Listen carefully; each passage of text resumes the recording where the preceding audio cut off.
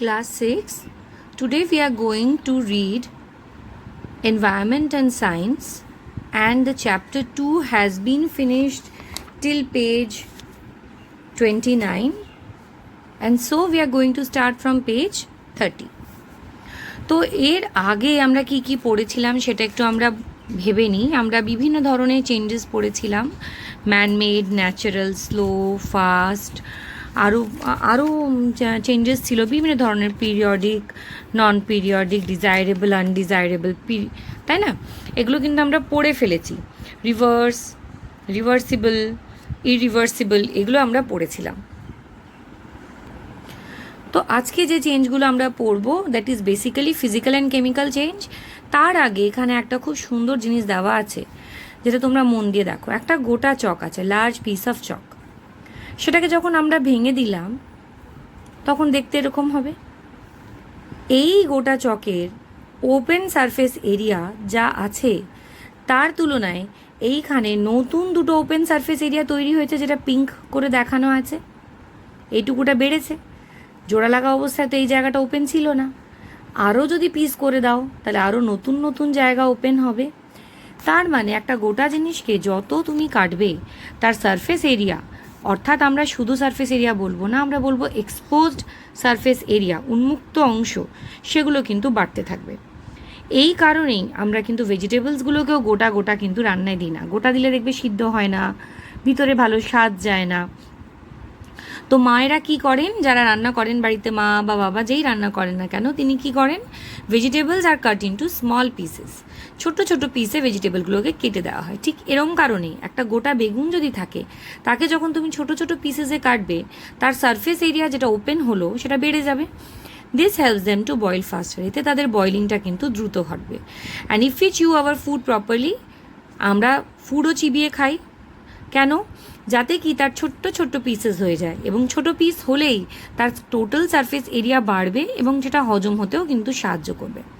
Okay, for quick action pesticides আর fungicides আর spray করা হয়। এরকম জলে বালতি মগ দিয়ে যদি ছিটাও, তাতে কিন্তু ভালো কাজ হবে না। তার তুলনায় যদি ছোট ছোট ড্রপলেটস, অর্থাৎ ছোট ছোট ড্রপস তৈরি করা হয়, সেই ক্ষেত্রে কিন্তু প্রচুর কাজ করবে আমাদের এই পেস্টিসাইডসগুলো।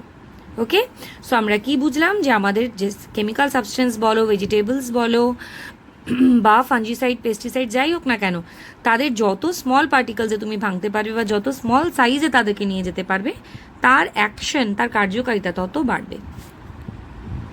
Now here see, write down after discussing among yourselves more examples of fast and slow phenomena. Caterpillar transforms to a butterfly, এটা হচ্ছে slow process. Tadpole turns into frog, এটাও slow. From a mango bud, mango is formed, এটাও slow. Lime juice is added in boiling milk to make curd বা cheese বা ছানা যেটা তৈরি হয়, এটা কিন্তু মোটামুটি ফাস্ট প্রসেস। এইখানে এবার আমরা features of physical and chemical changes পড়ব। তোমাকে নিজে করতে বলা হয়েছে, take a piece of paper, একটা কাগজের টুকরো নাও, divide the piece of paper in 4 part, 4টে ভাগে পিসটাকে ডিভাইড করো। তুমি কি পাবে? কিছুই পাবে না। 4 pieces of paper. How do the pieces of paper look like? They look like paper. তুমি পেপার ছিঁড়েছো, কাগজ ছিঁড়ে তো কাগজের মতনই দেখতে লাগবে। Take 1 piece and set it on fire carefully. একটা টুকরো নিয়ে সেটাকে আগুন ধরিয়ে দাও। What do you see? আগুন নিয়ে কাজ করবার সময় মনে রাখবে, নিজে করবে না, অবশ্যই গার্জেনের সাহায্য নেবে। তুমি কি দেখতে পাবে? অবশ্যই আমাদের কাগজটা পুরো ছাই হয়ে যাবে। What change did you notice in the paper? এখন কি যেটা তৈরি হলো কাগজ পোড়ানোর পরে, সেটাকে কি দেখতে তোমার কাগজের মতনই লাগলো? আশা করি না, ওটা কালো হয়ে যায় না, কেমন ছাইয়ের মতন জিনিস তৈরি হবে। Do you think you can get back the original paper from the ashes? ওই যে ছাইটা পেয়েছো, সেখান থেকে কি তুমি আগেকার কাগজটা নতুন করে তৈরি করতে পারবে? No. So in this case it is not possible to get back the original substance. Possible, not possible, দুটো অপশন দিয়েছে, it will be not possible. Think for a while and try to find out any such phenomenon where the original substance remains the same throughout.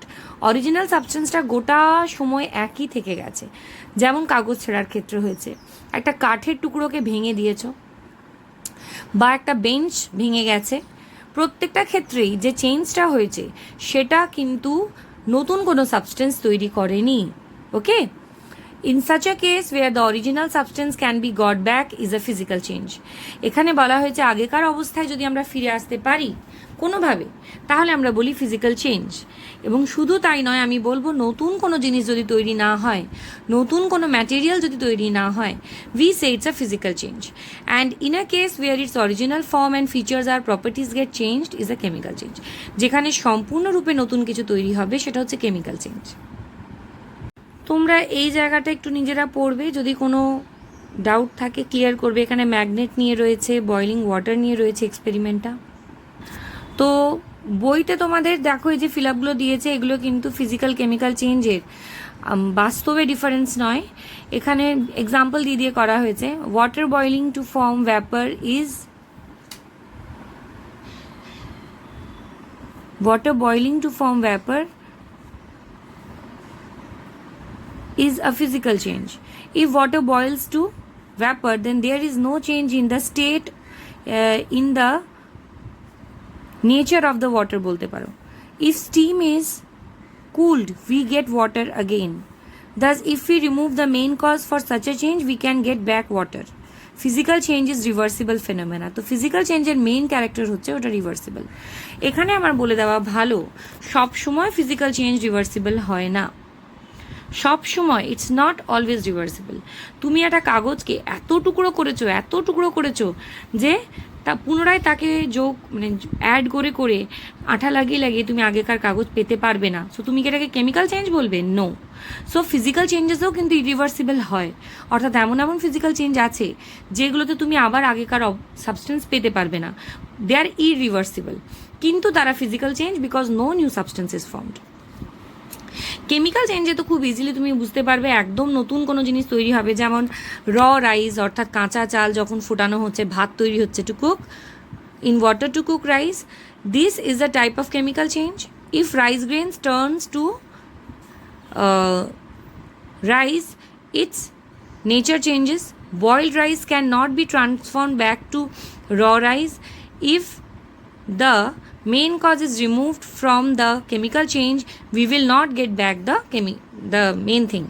Chemical change is usually an irreversible phenomena, কিন্তু এমন chemical change আছে যেগুলো reverse করা যায়। এগুলো তোমরা বড় হলে পড়বে, বিভিন্ন কেমিক্যাল বিক্রিয়া আছে, আমরা এর পরে চ্যাপ্টারে যাবো যেদিন সেদিন দেখতে পাবে, সেগুলো কিন্তু পুনরায় আগেকার অবস্থায় যেতে পারে। এই যে এখানে একটা দেখিয়েছে যে এই যে ভেঙে দিচ্ছ, এটাকে কি তুমি আবার কনভার্ট করতে পারবে? এখানে এত গুঁড়ো হয়ে গেছে, এটাকে কিন্তু আগেকার অবস্থায় নিয়ে যাওয়া যাবে না। So this is a physical change but irreversible change.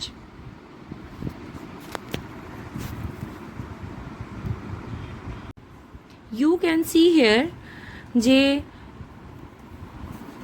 Water melting to ice, এখানে বেশ কয়েকটা জিনিস দেওয়া আছে। Water melting to ice, wood being burned to make a fire, iron is magnetized, lighting a bulb, making curd from milk, black hair turning white, rust forming on iron, rust মানে হচ্ছে জং ধরে যাওয়া, digestion of food in alimentary canal, অর্থাৎ আমাদের যে খাদ্য আছে সেটা যে ডাইজেস্ট হয়ে যায় সেই বিষয়টা, colour change of tree leaves, আর ক্যাম্ফারের এভাপোরেশন। ক্যাম্ফার মানে হচ্ছে কর্পূর।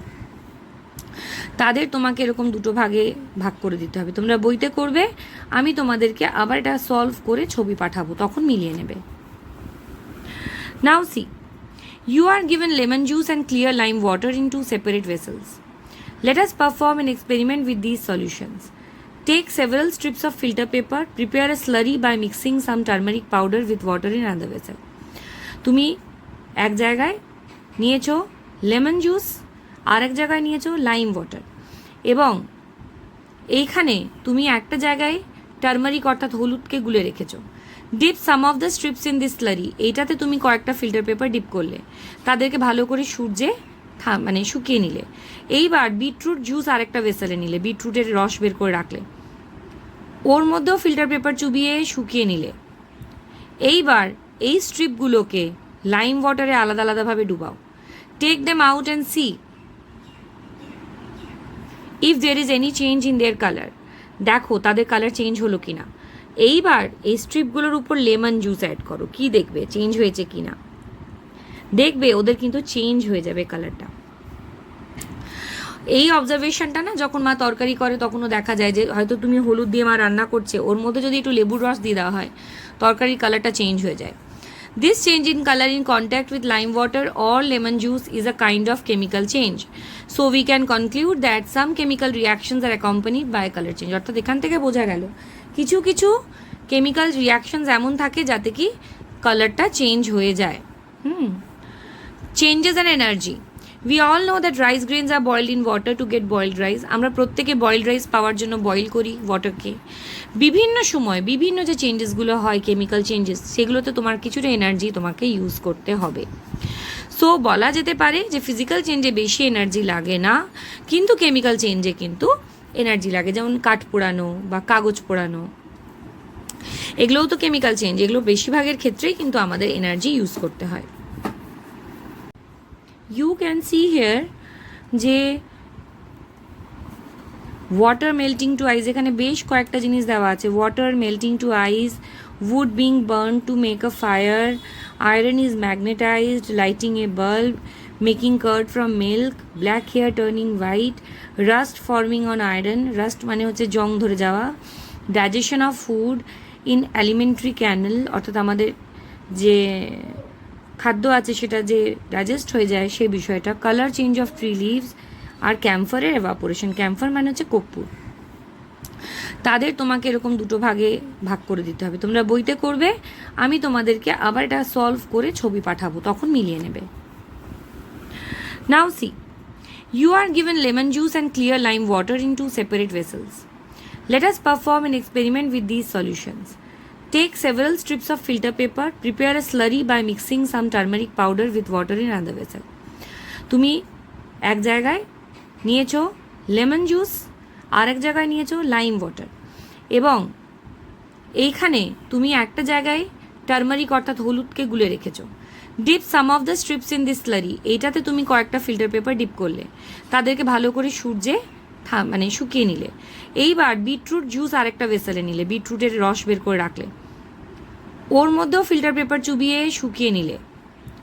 এইবার এই স্ট্রিপগুলোকে লাইম ওয়াটারে আলাদা আলাদাভাবে ডুবাও। Take them out and see if there is any change in their colour. দেখো তাদের কালার চেঞ্জ হলো কি না। এইবার এই স্ট্রিপগুলোর উপর লেমন জুস অ্যাড করো, কি দেখবে চেঞ্জ হয়েছে কি না। দেখবে ওদের কিন্তু চেঞ্জ হয়ে যাবে কালারটা। এই অবজারভেশনটা না যখন মা তরকারি করে তখনও দেখা যায় যে হয়তো তুমি হলুদ দিয়ে মা রান্না করছে, ওর মধ্যে যদি একটু লেবুর রস দিয়ে দেওয়া হয় তরকারির কালারটা চেঞ্জ হয়ে যায়। This change in color in contact with lime water or lemon juice is a kind of chemical change. So we can conclude that some chemical reactions are accompanied by color change. অর্থাৎ এখান থেকে বোঝা গেল কিছু কিছু chemical reactions এমন থাকে যাতে কি কালারটা চেঞ্জ হয়ে যায়। Changes and energy. We all know that rice grains are boiled in water to get boiled rice. আমরা প্রত্যেকে বয়েলড রাইস পাওয়ার জন্য বয়েল করি ওয়াটারকে।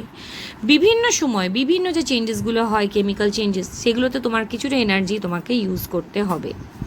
সো বলা যেতে পারে যে ফিজিক্যাল চেঞ্জে বেশি এনার্জি লাগে না, কিন্তু কেমিক্যাল চেঞ্জে কিন্তু এনার্জি লাগে, যেমন কাঠ পোড়ানো বা কাগজ পোড়ানো, এগুলোও তো কেমিক্যাল চেঞ্জ। এগুলো বেশিরভাগের ক্ষেত্রেই কিন্তু আমাদের এনার্জি ইউজ করতে হয়। So now you will discuss among yourselves and name some phenomena. কয়েকটা ঘটনা এমন আলোচনা করবে যেখানে হিট দরকার পড়েছিল চেঞ্জটার জন্য। Can changes occur with any other form of energy except heat? Heat ছাড়াও কি আমরা বিভিন্ন ধরনের চেঞ্জেস আনতে পারি? Many of you have heard and seen thunder and lightning. তোমরা তো বাজ পড়া শুনেইছো, এই রিসেন্ট ঝড় বৃষ্টি গেল। Do you know what can happen as a result of lightning? Lightning এর কি হতে পারে বাজ পড়লে? Trees can be burned by catching fire from it. গাছপালায় আগুন ধরে যেতে পারে, অ্যানিমাল আর বার্ডসরা মরে যেতে পারে। তাছাড়াও তোমার বাড়িতে যখন প্রচণ্ড জোরে চারিপাশে বাজ পড়ে, তোমরা লক্ষ্য করবে বাড়ির জানলা দরজাগুলো কেমন কাঁপে। So if a lightning strikes nearby, কোনো কাছাকাছি জায়গায় যদি লাইটনিং পড়ে, বাজ পড়ে, electric current can damage the electronic goods. আমাদের যে বাড়িতে ইলেকট্রিক জিনিসগুলো আছে সেগুলো কিন্তু নষ্ট হয়ে যেতে পারে। হ্যাঁ, তো এগুলোও তো কেমিক্যাল চেঞ্জ বা one type of change. Many of you light fireworks ও ক্র্যাকার্স। তোমরা প্রত্যেকেই বাজি ফোটাও। What is required to light fireworks? এগুলোকে পোড়ানোর জন্য কি দরকার? Sometimes heat from fire is required. Does the firework remain the same after being lighted? তুমি বাজি ফোটানোর পরে সেটা কি একই রকম দেখতে লাগে আগে যেমন ছিল তারপরেও, নাকি চেঞ্জ হয়? চেঞ্জ হয়ে যায়। এই যে কেমিক্যাল চেঞ্জ আছে, এটা একটা এমন কেমিক্যাল চেঞ্জ যেখানে হিট লাগছে।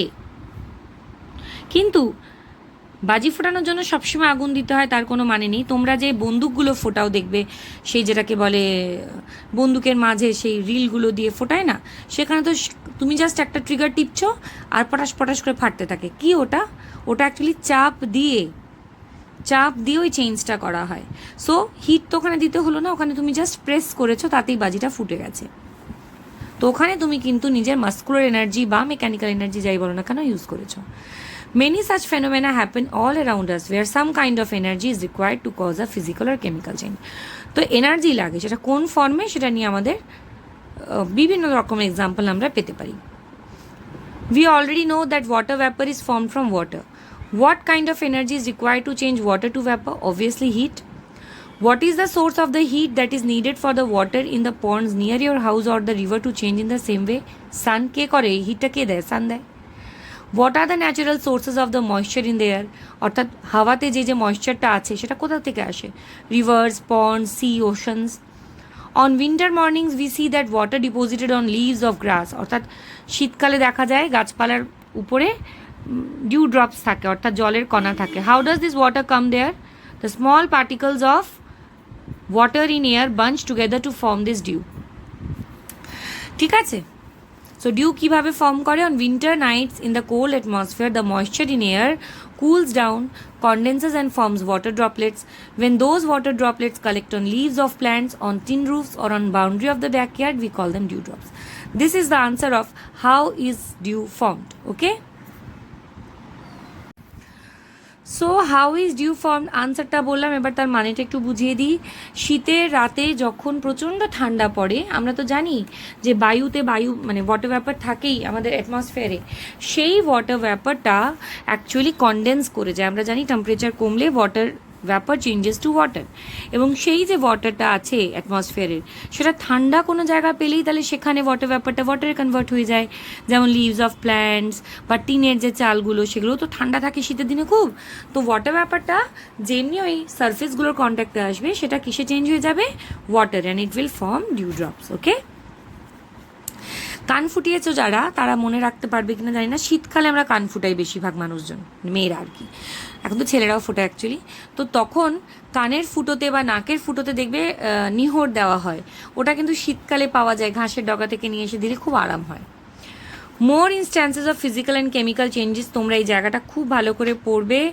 হ্যাঁ, সেইখান থেকে মেইন জায়গাগুলো আমি বলে দিচ্ছি। যেমন দেখো, in the market salted dry fish is sold, মানে নুন দেওয়া মাছ বিক্রি হয়। যেসব জায়গায় মাছ পাওয়া যায় না, তারা ওই মাছগুলোকে রান্না করেই খায়। তারপরে পিকলস বা চাটনিজ, পিকলস মানে আচার, চাটনি, এগুলো যে বিক্রি হয় তার মধ্যে ভিনেগার মেশানো থাকে। If fish is salted or vinegar is added to pickles, কী হবে? মাইক্রোবস, অর্থাৎ ছোটো ছোটো যে আমরা মাইক্রো ফার্স্ট চ্যাপ্টারে পড়েছি না, the living organisms which are very small in size, we can't see them with ordinary eyes. We will need machines like microscopes. So এগুলো পচবে না। এই যে মাইক্রোবসের কারণে আমাদের আচার হোক, মাছ হোক, পচবে না। কেন? আমরা ভিনেগার বা নুন বা বেশি পরিমাণে চিনি অ্যাড করে রাখি তার জন্যই। On the mouth of a bottle a metal lid has got tightly stuck. খুব সাধারণ একটা ঘটনা বাড়িতে।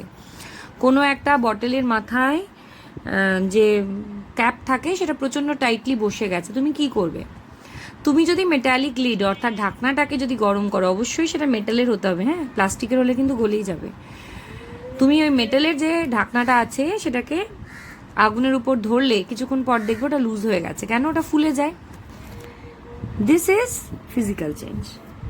In the same way, when a metal rim is to be attached, অর্থাৎ মেটাল রিম অর্থাৎ বাইরের আংটাটা যখন বুলাক কাটে আটকানোর দরকার থাকে, তখনও কিন্তু ওই মেটালের যে রিমটা আছে তাকে একটু বড় করে নেওয়া হয়, দিয়ে বসানো হয়।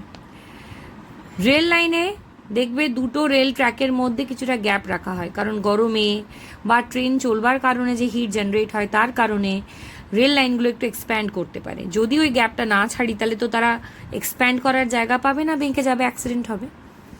Sometimes the drinking water that is sent to the city as a strong smell, কোনো সময় আমরা যেটাকে টাইম কল বলি, সেই টাইম কলের জলে একটা বিদঘুটে গন্ধ থাকে, সেটা হচ্ছে ক্লোরিনের। কিসের জন্য? কারণ ক্লোরিন দিলে জলে জার্মসগুলো মরে যায়। So if you are asked what can we add to water to kill the germs, you will say chlorine. আচ্ছা, you will notice the same thing if you cut a green coconut or a piece of apple. এই যে এখানে বলেছে যে আলু কেটে কিছুদিন রেখে দিলে লালচে হয়ে যায়, তার জন্য আমরা জলে ডুবিয়ে রাখি, জানো তো? তো সেরকমই গ্রিন কোকোনাট অর্থাৎ ডাব, সেটাকে কাটলেও দেখবে লালচে রং হয়ে যায়। ঠিক একইভাবে আপেলও তাই লালচে হয়ে যায়। কেন হয়?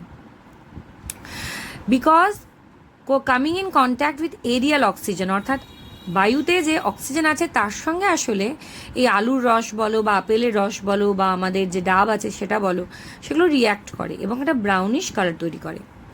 গাম আর resin are produced by drying of accumulated plant exudates, মানে প্ল্যান্ট থেকে যেগুলো বেরোয় সেগুলোকে শুকিয়ে নিলেই তৈরি হয় গাম বা রেজিন। এগুলোকে কেন ব্যবহার করা হয়?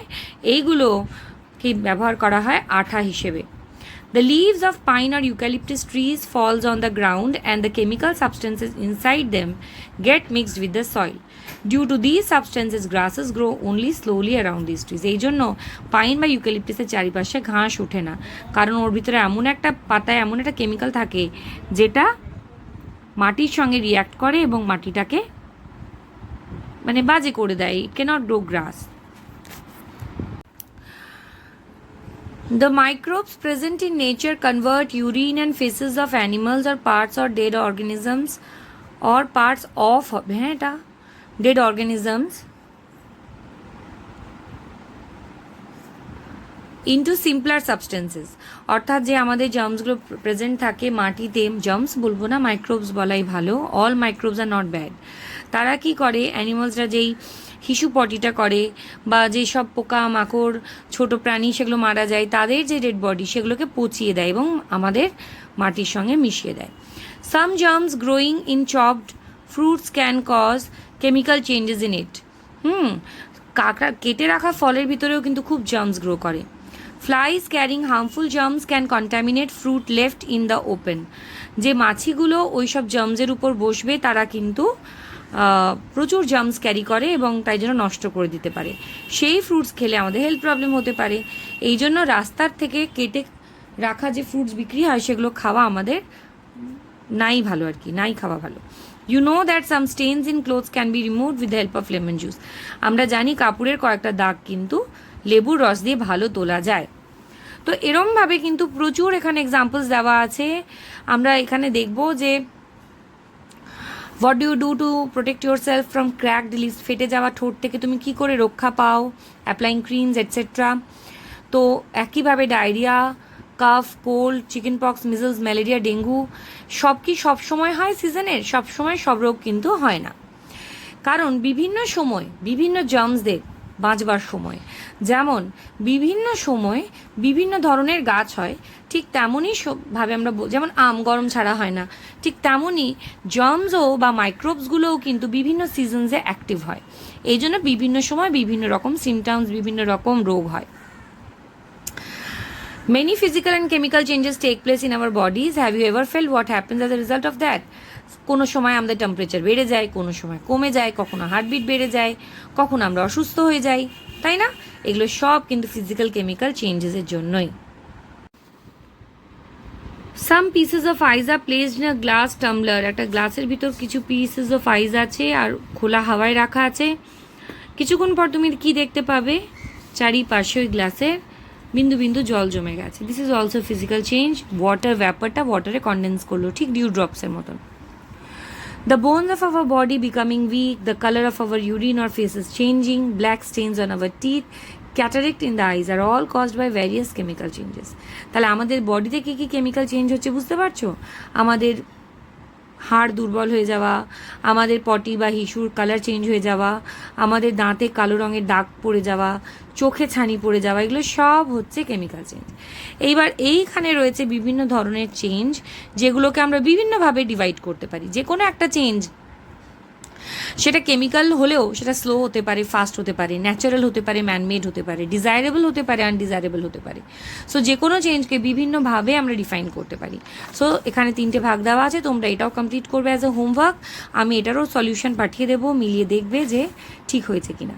আর আমি তোমাদের কয়েকটা লেখা পাঠাচ্ছি, সেটা হচ্ছে ফিজিক্যাল কেমিক্যাল চেঞ্জের ক্যারেক্টারিস্টিক্স, তাদের মধ্যে ডিফারেন্সেস, ঠিক আছে? সেগুলো অবশ্যই তোমরা নিজের খাতায় নামিয়ে রাখবে।